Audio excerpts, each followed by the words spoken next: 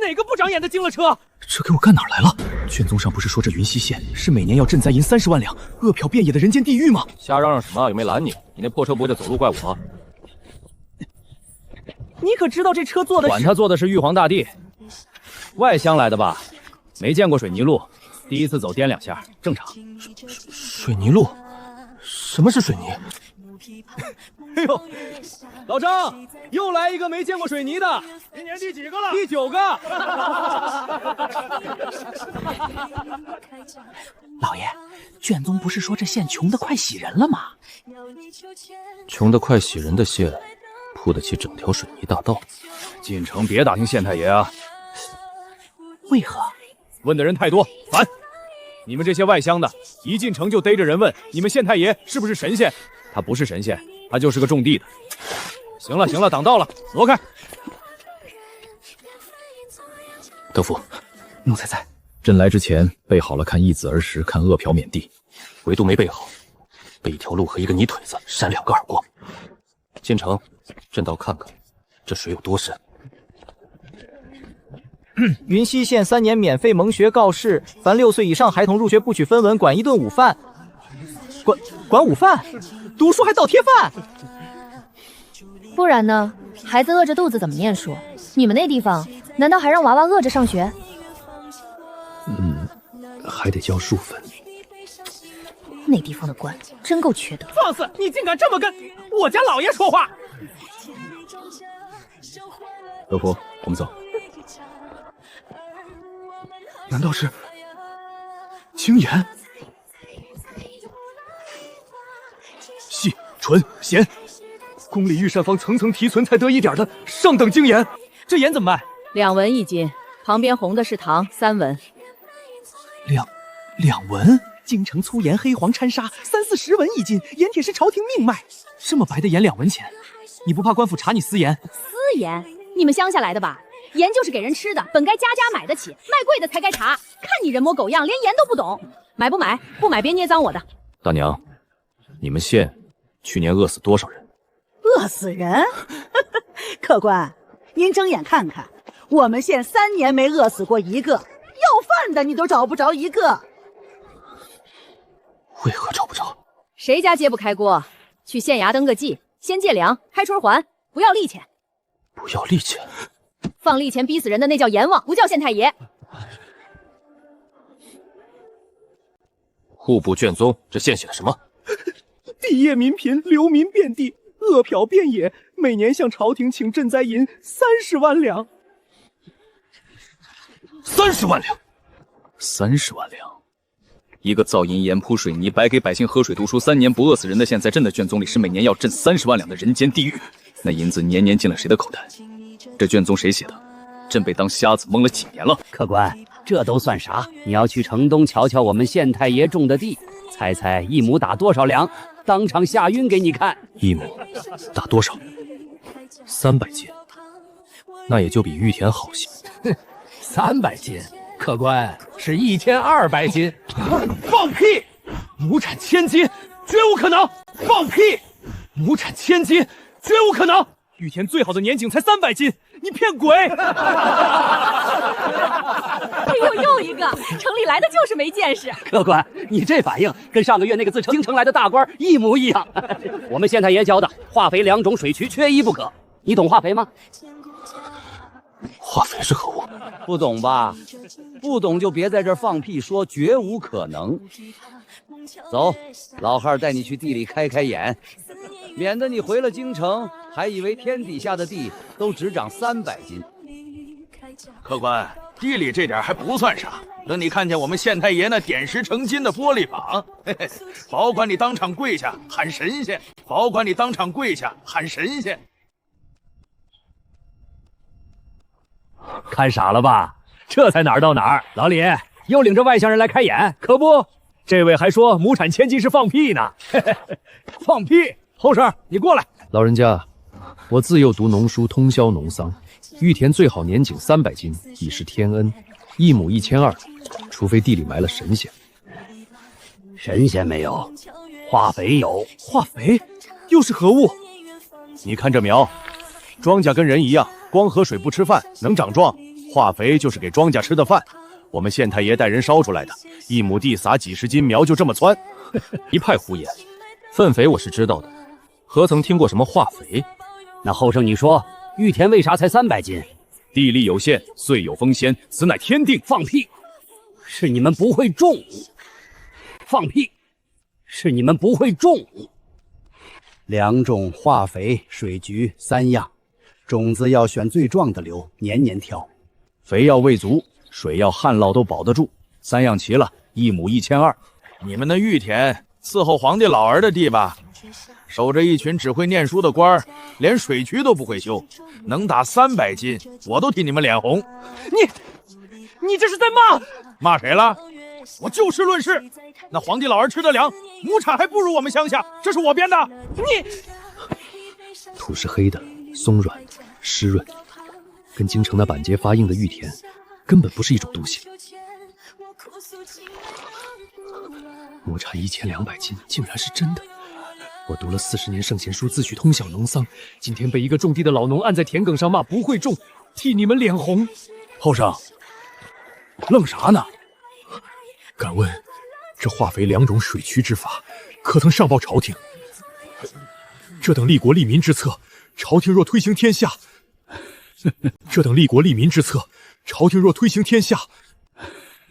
上报朝廷。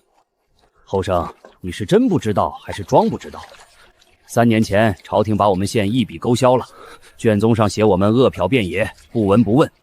我们县太爷上的折子一封都没回过。既然朝廷当我们死了，那我们活我们的，凭啥还把命根子白送上去？朝廷当人死了，人却活成了神仙。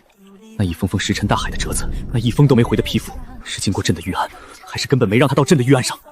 老李，快领人回去！县太爷要查那个上月来的京城大官。京城大官？嘘，别问。那人不是好东西，冒充商户，想偷我们县太爷的方子，还想烧了化肥胖，被当场逮了。现在人在哪儿？在牢里，等着你们那位真皇帝来认人呐！等着你们那位真皇帝来认人呐！德福，你瞧见乞丐没有？老爷，奴才走了1整天，一个要饭的都没瞧见，流民乞丐病倒在街边的，一个都没有。可京城呢？京城天子脚下，朱雀大街上，每隔几步就横着一个。老人家，瞧病花了多少钱？瞧病不要钱啊！县太爷开的医馆，看诊抓药，穷人全免。我这把老骨头要乐3年前，早死8回了。不要钱？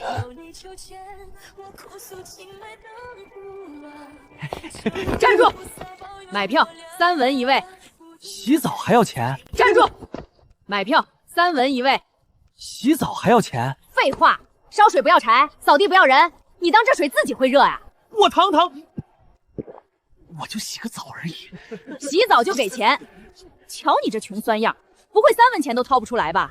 掏不出来就别洗，脏死了，别熏着我这干净地儿。哼，磨磨蹭蹭的进去吧。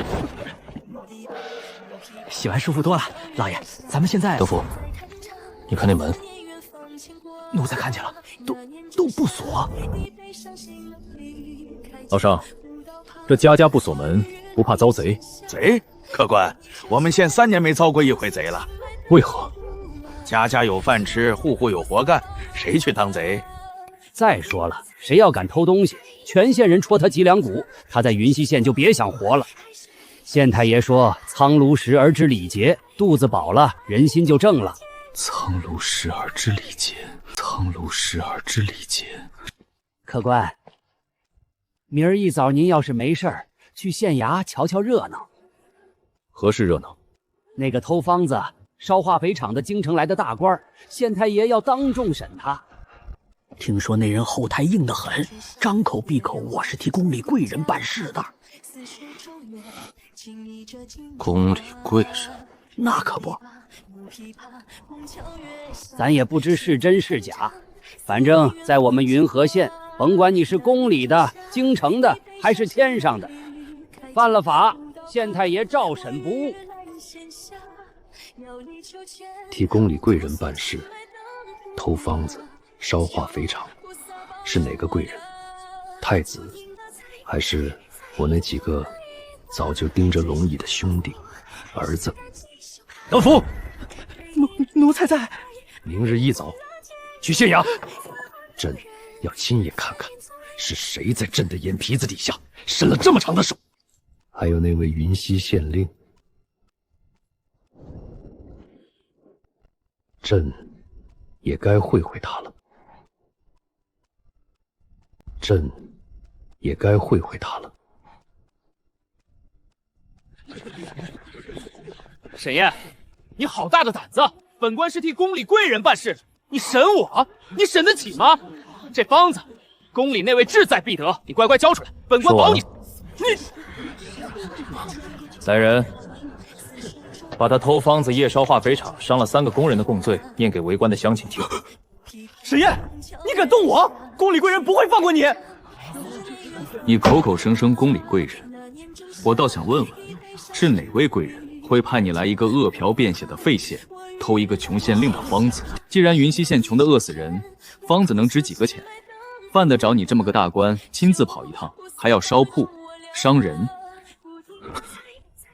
要么是有人早知道云溪县根本不穷，富得流油；要么是有人瞒着当今圣上，既要骗朝廷的赈灾银，又要抢我云溪的方子。你说是哪一种？既要骗朝廷的赈灾银，又要抢我云溪的方子，你说是哪一种？你血口喷人！我要见皇帝，我要面圣！皇帝知道了，第一个砍了你！面圣，行啊。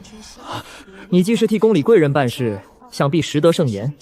那本官问你，当今圣上可知道云溪县3年没饿死过一个人？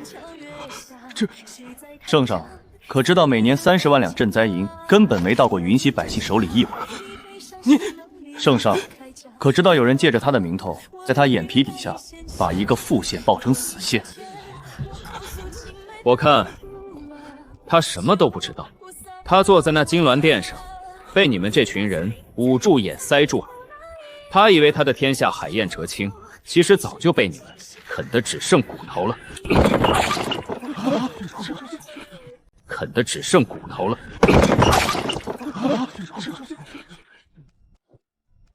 这位客官也是京城来的？路过。路过？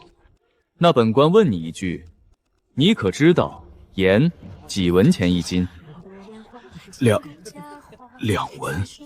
那你可知道城里的百姓盐几文一斤？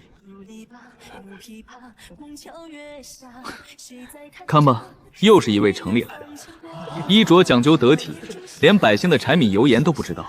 我见过太多你们这种人了，身居高位，锦衣玉食，张口闭口社稷苍生，可你们这辈子没饿过一顿，没扛过一锄，连1斤盐多少钱都说不出，凭什么坐在百姓头上？客官没话说了，那就站一边看着，本官还要审案。来人，把这宫里贵人的狗腿子先打20板，收监。供词与赃证，封档存证，留着。等哪天真有那么一位宫里贵人亲自来了，本官当面呈给他看。那个被捂住眼塞住耳的皇帝，那个连1斤盐多少钱都不知道的体面人，那个迟早要来认人的宫里贵人，都是朕。那个迟早要来认人的宫里贵人，都是朕。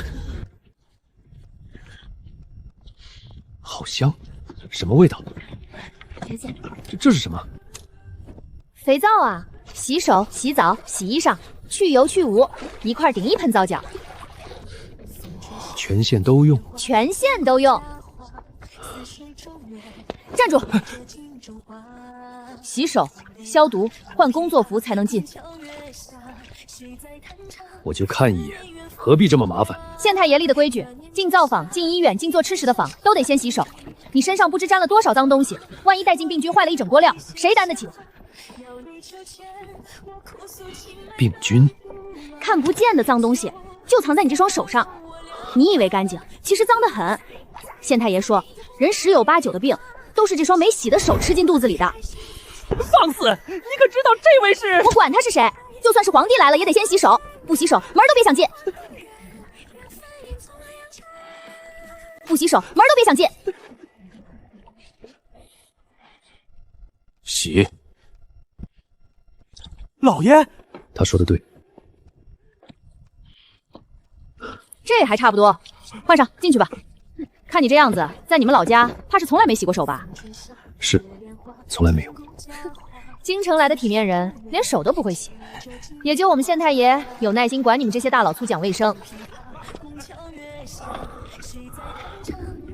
德福，奴才在。你说朕的太医院养着300多个太医，每年10亿一来，死的人数都数不过来。而这里一个种地的县令用1块肥皂、1句饭前闭后要洗手，就让全县3年不生疫病。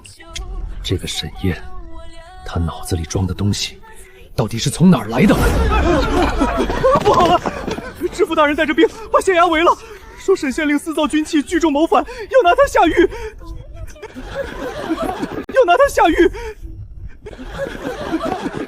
沈燕，有人举报你私造军器，聚众操练，图谋不轨，人证物证俱在，还不束手就擒，跟本府回府城受审。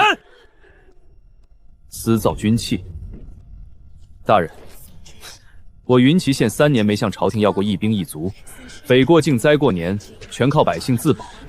我训几个民兵守自己的家，这叫谋反。巧言连色，操练乡勇，私铸火器，哪一条不是死罪？来人，拿下！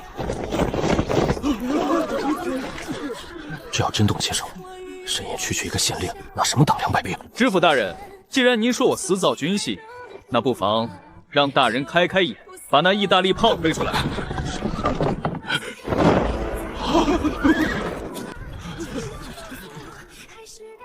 装什么装？一门破炮！一门破炮！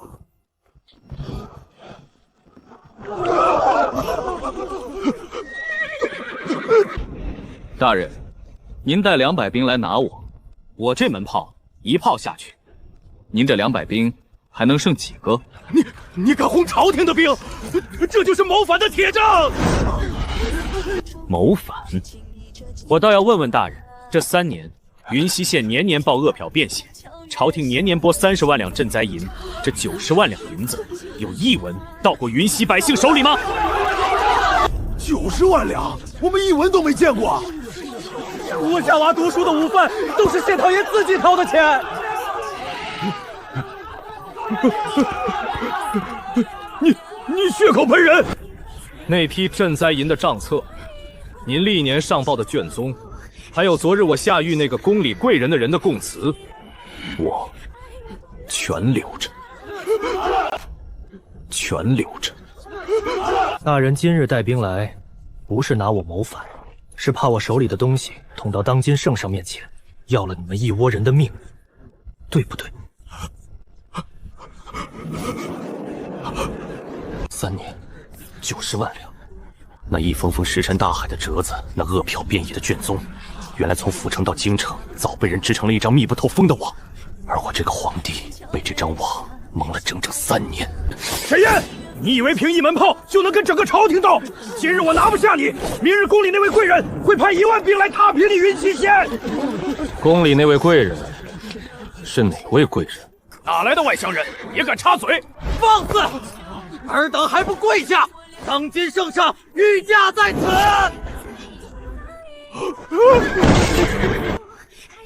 是你，严将，陛下今日总算是知道了。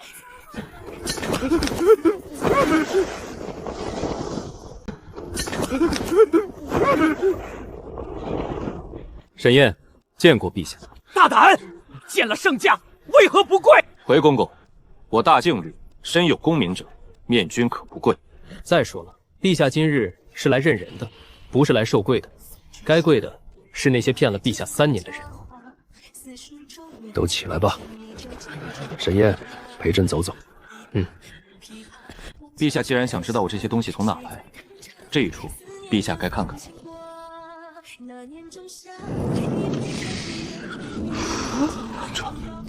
这是琉璃，这叫玻璃。陛下请看。陛下，这镜子10文钱一面。我云溪县家家都有，百姓照着它梳头整衣，看自己的脸。而陛下是头一回看清自己的脸吧？是头一回看清自己的脸吧？沈燕，你这一身的本事，制盐、制糖、玻璃、火炮、亩产千金，3年无益，朕遍览古今典籍，从未见过。你到底是何方神圣？陛下，我不是什么神圣，我只是知道一件事：百姓要的从来不多，一口干净水，一斤吃得起的盐，一亩能吃饱的地，一个不被人偷的家，这些本就该是他们的，只是被人一层层抢走了。陛下，那个下在牢里的宫里贵人的人，奴才方才派人去看过了，他招了。招了什么？他说，主使他偷方子烧化肥厂，还买通知府瞒报卷宗的宫里贵人，是太子殿下。太子，是太子殿下。太子，陛下，此事干系太大，奴才也不敢信啊！会不会是那狗腿子潘武储君想脱罪？德福，奴才在。朕若现在就拍案而起，回京拿人，他只需一句父皇被妖人蛊惑，朕和这满县的真相谁信？传朕密旨，那狗腿子的供词、知府的账册、历年卷宗一样不漏，由沈燕封档，按为贴身押运回京。是。在朕拿到铁证之前，朕还是那个路过的京城商人，谁也不许声张。是。沈燕，朕心里乱，陪朕再走走。这县里的事，朕还没看够。老板，你这摊子一年给官府交多少税？税啊，30取1，再没别的了。30取1，没有别的苛捐杂税，什么过路钱、铺面钱、节庆钱？啥钱？客官，你哪个山沟里来的？还过路钱？走路还要给钱？哪个挨千刀的想出来的？哪个挨千刀的想出来的？那官府税收这么少，够用吗？够用的很。我们县太爷会赚钱啊，盐坊、糖坊、玻璃坊，哪个不挣大钱？官府的钱从作坊里来，不从我们老百姓兜里掏。我听说啊，外头别的地方那官府狠着呢，种地交税，卖盐交税，过桥交税，连家里多生个娃都要交税，把老百姓往死里榨。客官，你穿的这么体面，是京城来的吧？是。哎呦，那你可遭老罪了。来，吃个包子，不要钱。出门在外不容易，听说京城天子脚下，税最重，老百姓最苦。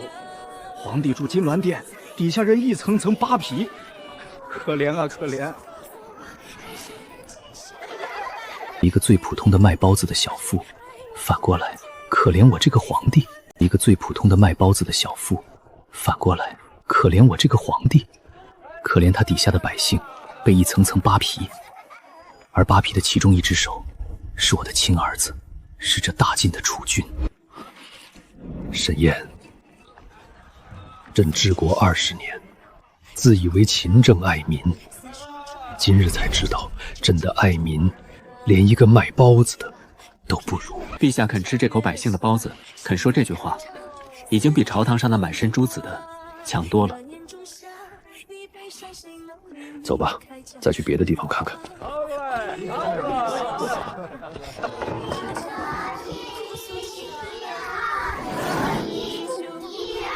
这是何物？叔叔，这是99乘法表呀。乘法就是算账用的。我们县太爷说了，不会算数，长大了要被人坑。叔叔，你会背99乘法表吗？不会。你会背99乘法表吗？不会。这都不会，叔叔你好笨呀！我们县太爷说了，不会算数的人长大了找不到好活干，还会被坏人骗。叔叔你这么大了还不会，是不是小时候没好好读书呀？叔叔确实笨，叔叔回去一定好好学。这就对了。知错能改还是好叔叔。福德，奴才在。派人去府城，朕要知道那位巡抚对云溪县的事到底知道多少。陛下，巡抚衙门里云溪县的卷宗3年来从未更改，上头白纸黑字仍写着云溪地界民贫饿殍载道。那巡抚不仅一无所知，半月前还刚向户部递了今年的折子，为云溪县再请赈灾银30万两。好一个一无所知！知府勾结太子，中饱私囊；巡抚尸位素贪，连治下最富的县富成什么样都不知道，还年年替人伸手要银子。连治下最富的县富成什么样都不知道，还年年替人伸手要银子。朕的封疆大吏，朕的满朝文武，竟无一人知道在这大晋境内有这么一座云溪县。陛下，您现在明白为什么我守着这一个县，不愿入京了吧？京城那些人不是不知道云溪能让百姓吃饱，是他们根本不在乎百姓吃不吃得饱。百姓越穷，他们越好伸手。云溪富了，断了他们的财路，他们恨不得把它从地图上抹掉。我把云溪治成这样，在他们眼里不是功劳，是死罪。报陛下，京城800里加急，太子以陛下为父多日音讯全无，恐遭妖人挟持为由，已在京中行监国之事。百官已有大半向动工称臣，行监国之事，百官大半向东宫称臣，好得很。朕还没死，他就急着坐龙椅了。陛下，咱们快回京啊！你一露面，谣言不攻自破。回京？朕这一路回去，太子体去在半道设一伏，再放出风声，陛下已被妖人所害。朕死在路上是妖人干的，朕活着回去是被妖人挟持的假货。他要的从头到尾就是朕回不去。陛下，既然回京是死局，那就别回去了，让京城来云溪。你说什么？凭一个县跟整个朝廷跟太子的大军斗，沈大人，你莫不是疯了？陛下，跟我来。我这个县令的家底，您还没见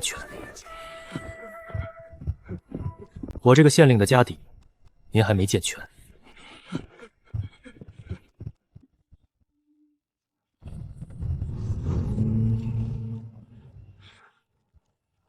放！公子，再放！这火枪能连发，装弹这么快？我改的定装弹，一个熟练兵一息一发，300杆就是一息300发。陛下，朝廷的神机营能做到吗？昨日陛下见过的那门是最小的，这门一炮下去，半里之内寸草不生。这是何物？地雷，埋进土里，人马一踩，当场炸开，一片雷区能让1万骑兵变成1万具尸体。沈燕，你私藏这等军械，按律该满门抄斩。陛下要治，随时治；陛下要治，随时治。可陛下不妨先想想，3年前朝廷把云溪一笔勾掉，灾荒来了没人管，我不造这些，云溪百姓早被刘匪屠了10回。这些东西不是用来反陛下的，是用来让百姓不再任人宰割的。好，朕这趟本是来问罪地方官的，如今看来，该问罪的在京城。沈燕，朕问你一句，太子若发兵来犯，你这云溪县守得住吗？报，东南30里发现大军，打着东宫旗号，号称5万前来迎驾。迎驾？5万大军迎一个微服的皇帝，这分明是来灭口的。陛下，请随我上城头，一起看看怎么个事儿。这城墙也是水泥浇的，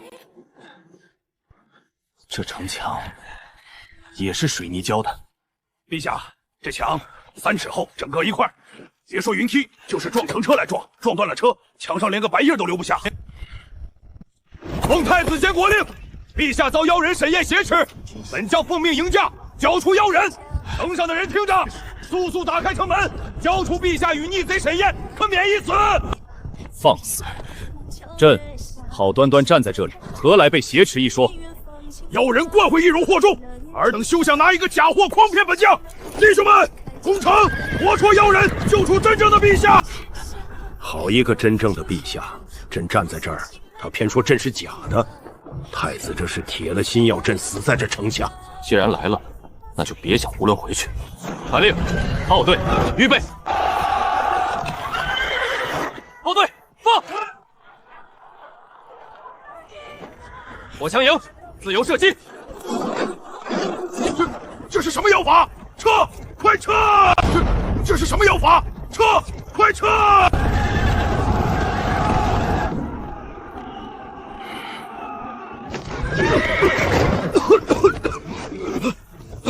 逆贼！尔等竟敢炮轰王室，这是诛九族的死罪！放屁！我们守的是当今圣上，你们打着太子的旗号炮轰圣驾，你们才是诛九族的反贼！陛下，是真的，陛下。现在知道了，晚了。传朕口谕，把这降将连同他亲眼所见的一切放回京城。朕要太子亲耳听他说，朕还活着。朕的云溪县一炮未损，而他的5万大军全军覆没。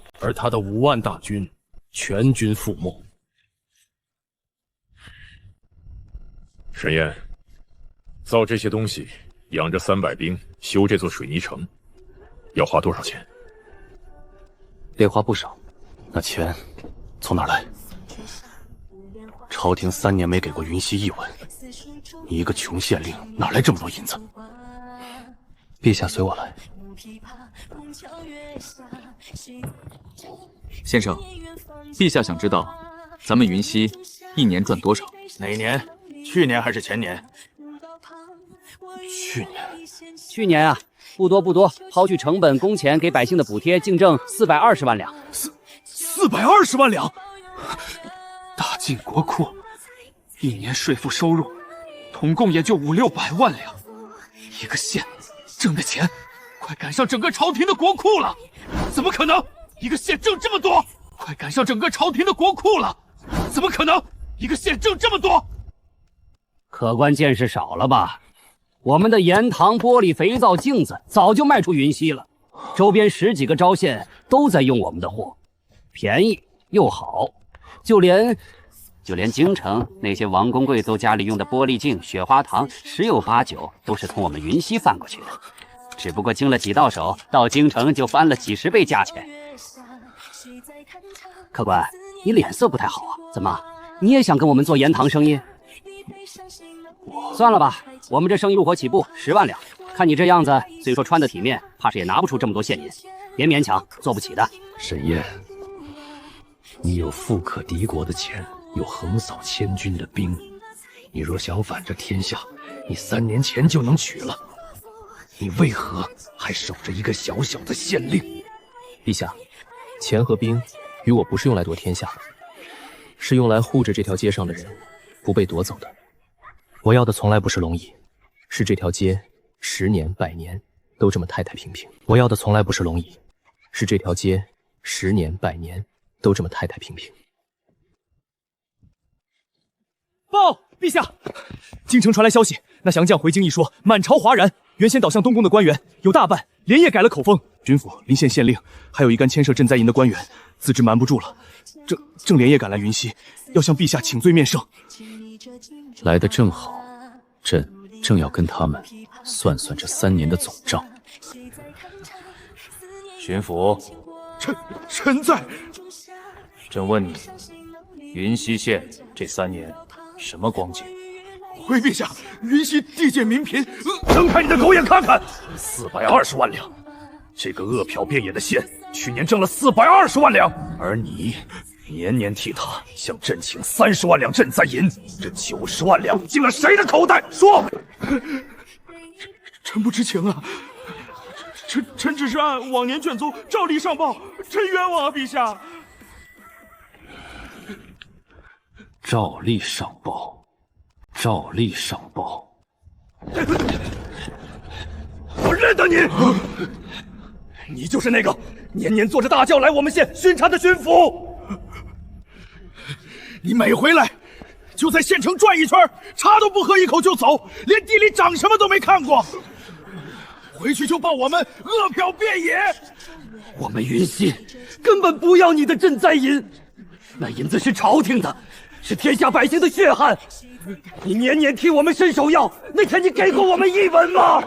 还给我们，把你这3年贪的一文一文都给我吐出来！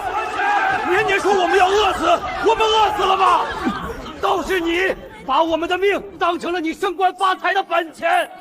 陛下饶命！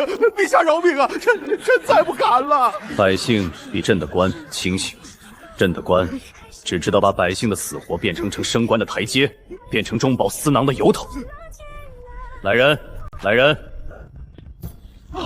巡抚渎职，纵贪蒙蔽圣听，革职下狱，抄家追赃。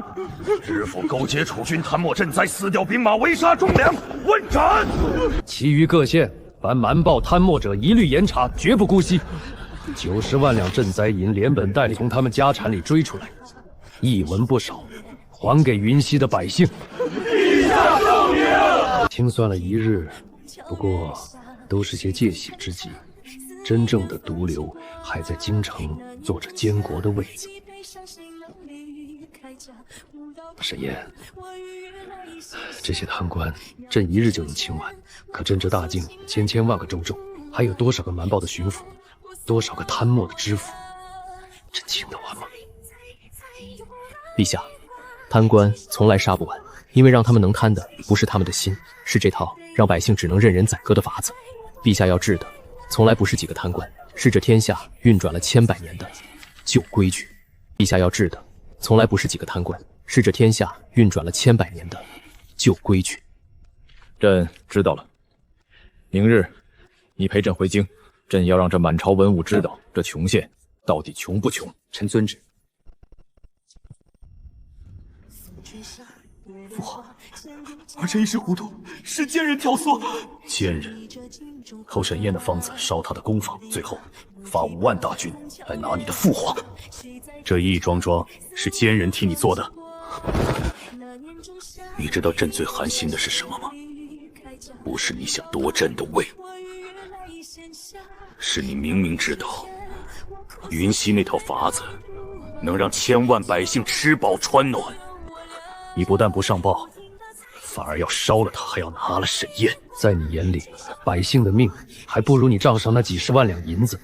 你这样的人，就算坐上龙椅，也只会让这天下烂得更快。来人，将太子圈进宗人府，终生。来人，将太子圈进宗人府，终生。沈燕，朕欲拜你为相，一人之下，万人之上。朕把这大晋国政交于你手，你想推的法子无人敢拦，你意下如何？陛下，臣谢恩，但臣不愿入京为相。为何？以你之才，区居一个小小县令，岂不可惜？陛下，在臣看来，让一个县的百姓过上好日子，亲眼看着他们顿顿吃饱，夜不闭当，孩子都能读书，这比当丞相有意义得多。丞相高高在上，看的是奏折上的数字；臣守着云溪，看的是一张张活生生的笑脸。再说了，京城这庙堂里庸臣那么多，臣去了，跟那群只会争权夺利，连一斤盐多少钱重都不知道的人同朝护国，臣怕臣迟早被他们气死，臣怕臣迟早被他们气死，还不如回我的云溪，种我的地。好一个怕被气死！沈燕，你这是嫌朕的朝堂容不下你？臣不敢，臣只是不愿为了一个虚名离开真正需要臣的人。沈燕，明日你别急着回云溪，朕想跟你说几句心里话。是，陛下。沈燕，朕今日不是以皇帝的身份跟你说话，朕是一个管不好这个家的家主的身份。朕的大境有3000万百姓，这3000万人里，10个有9个一辈子没吃过一口干净的盐，没喝过一口干净的水。一场旱灾，饿殍千里；一场失意，10室9空。朕坐在这金銮殿上20年，自以为勤政，直到去了你的云溪，朕才知道，朕治下的百姓过的是什么日子，而百姓本可以过上什么日子。不可！而百姓本可以过上什么日子？不可！君不拜臣，这折煞臣了。朕拜的不是你，朕拜的是云溪那3000万百姓本该有的日子。沈燕，朕不留你当丞相，不要你争权，朕只求你一件事：把你云溪的那套法子，制盐、制糖、化肥2种水利肥皂火器，交给这天下，让朕的3000万百姓都能像云溪百姓一样，吃饱饭，喝净水，活得像个人。朕求你了。陛下，臣可以交，但臣有3个条件。你说，第一，新政推行以民为先，谁敢借新政盘剥百姓，无论官职多小，杀无赦。第二，盐、糖、铁、官营平价授予百姓，断了豪商盘鳖的根。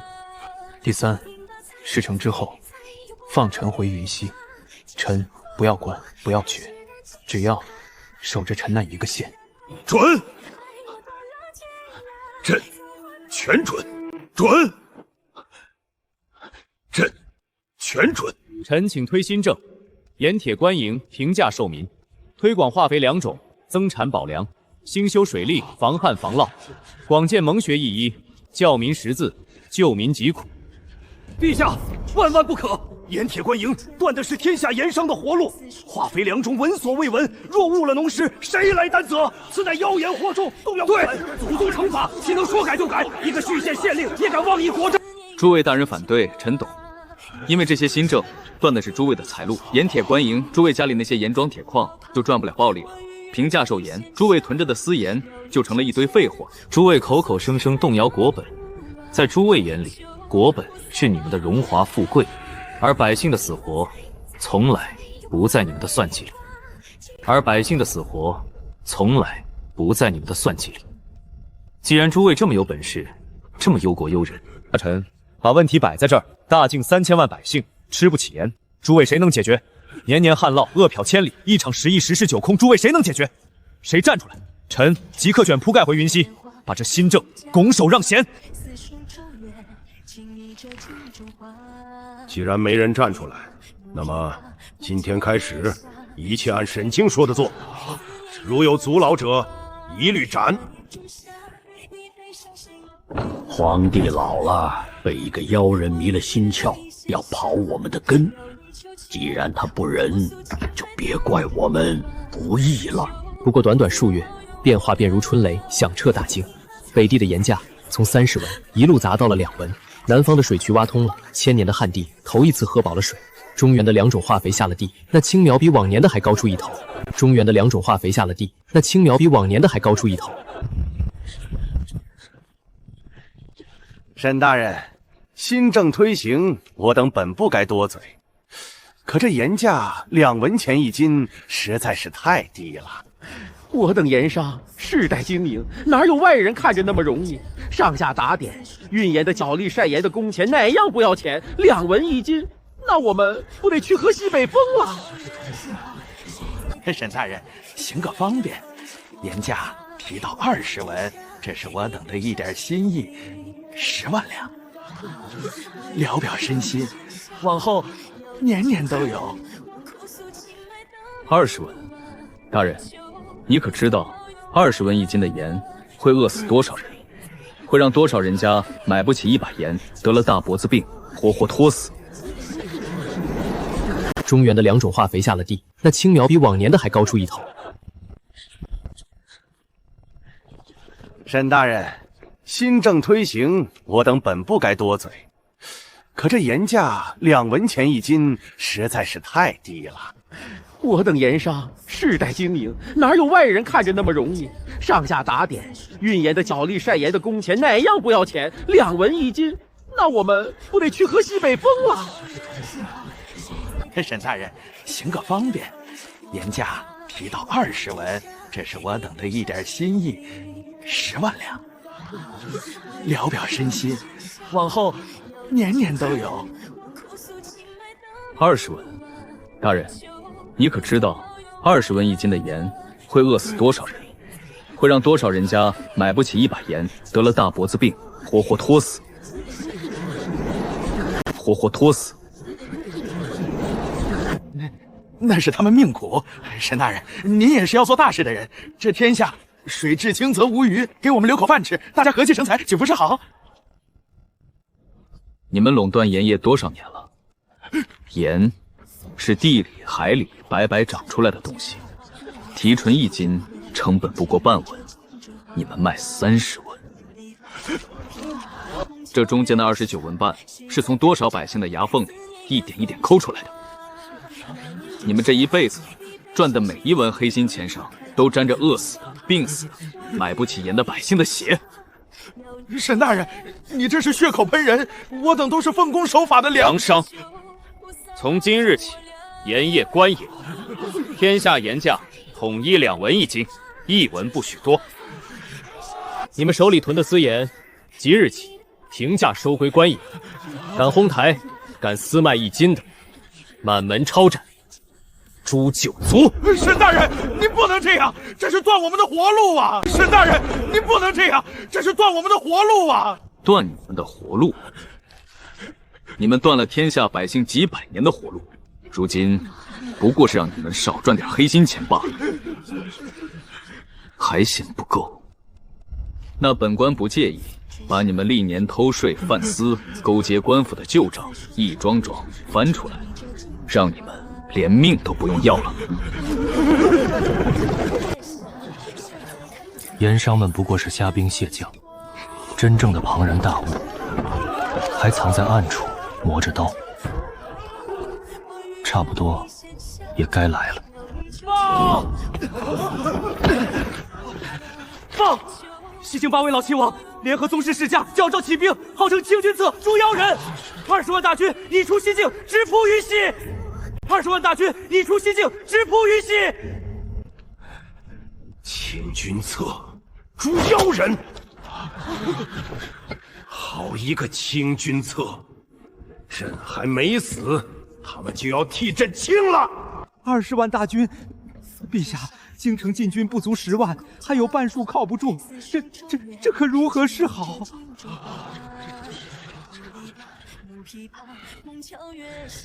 陛下，不必动京城一兵一卒，叛军直扑云溪，是要烧了新政的根，那就让他们有来无回。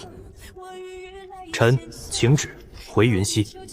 沈燕，你这妖人，蛊惑圣听，败坏祖宗成法，人人得而诛之。识相的，自负出城，本王留你全尸。否则20万大军踏平云溪，一个活口不留。否则20万大军踏平云溪，一个活口不留。老王爷，你这20万兵是替你卖命来的，他们的命值钱，你的祖宗惩罚不值。最后劝一句，退兵，我可以止住你一人之罪。放肆！一个居贤县令也敢跟本王讨价还价！弟兄们，攻城！破了云溪，城里的金银随你们取。地雷，起！炮队，放！我枪营，自由射击！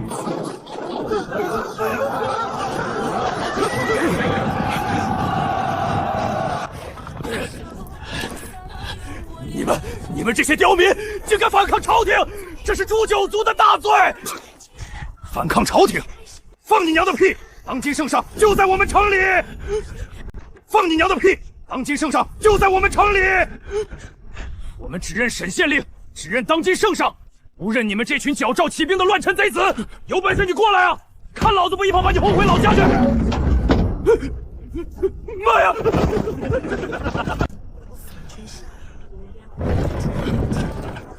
妖术，这是妖术！我大庆的祖宗惩罚，20万大军怎么会输给一座小小的项城？老王爷，这不是妖术，你输的也不是这一仗，你输的是这个正在变天的时代。你们这些抱着旧规矩不放的人，从踏出西境的那一刻起，就已经被这个时代抛下了。传旨，西境作乱八王连同附逆世家尽数捉拿，严惩不贷。另传朕的话给满朝文武：谁敢挡新政，西境八王就是前车之战。西境八王就是前车之战。新政，自今日起，谁再敢从中作梗，阻挠一日，云溪城下那20万具尸首就是他的下场。吾皇万岁！万岁！万万万岁！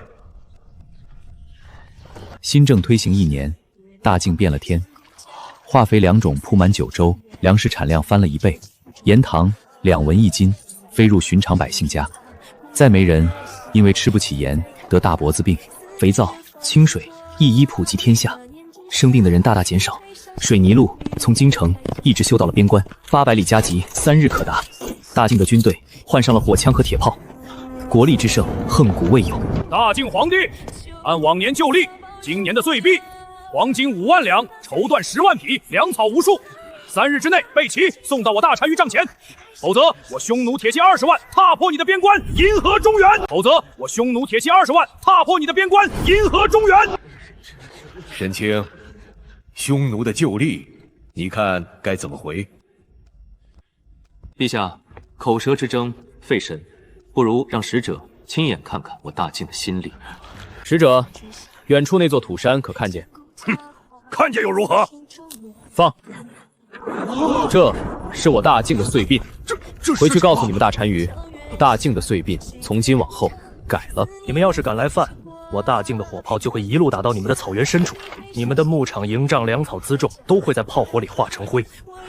到那时，你们引为傲的铁骑，再没有一处能安稳落脚。这5里外的土山，就是你们草原明日的模样。求和，我们上国饶命！从今往后，匈奴年年向大境朝贡，永世称臣，绝不敢有二心啊！匈奴年年向大境朝贡，永世称臣，绝不敢有二心啊！朕做了20年皇帝，守着祖宗的惩罚，战战兢兢，却越守越穷，越守越弱。你来了，不过3年，这天下就成了这副模样。朕不知道该怎么谢。陛下不必谢朕，这盛世不是臣一个人造的，是这天下300万百姓本就配得上的，臣把它还给了他们而已。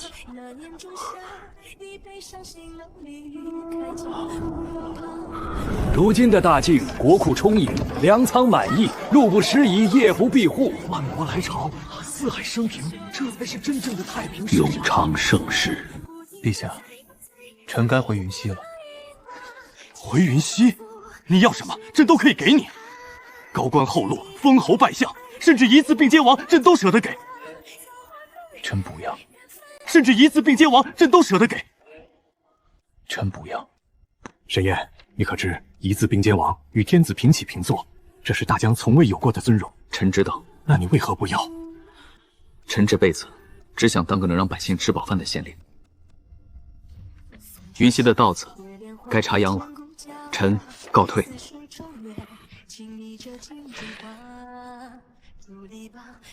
这个沈燕啊，真是封不动的。父皇，这就是云溪。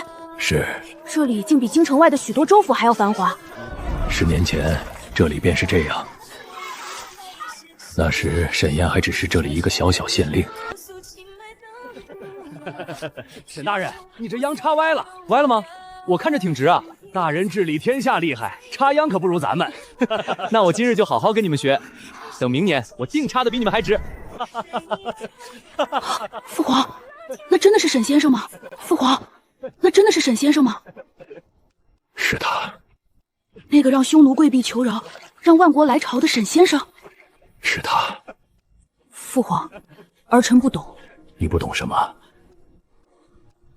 沈先生有这么大的本事，能造盛世，能退强敌，能复天下。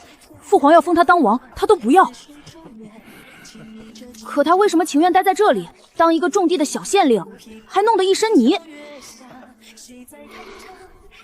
因为啊，他心里装的是天下苍生，不是功名利禄。天下苍生。当王当丞相，坐在金銮殿上，看的多是奏折，争的多是权位。可在这田埂上，他看得见每一株稻子，也看得见每一张笑脸。这世上想当王的人千千万万，可愿意俯下身为百姓插一株秧的人，朕只见过他一个。将来你坐上这江山，要记住父皇一句话：儿臣谨听父皇教诲。朕这辈子得江山，得万国，得永昌盛世。朕这辈子最大的福气，是得了沈燕这一个人，得他一人，胜得天下贤臣。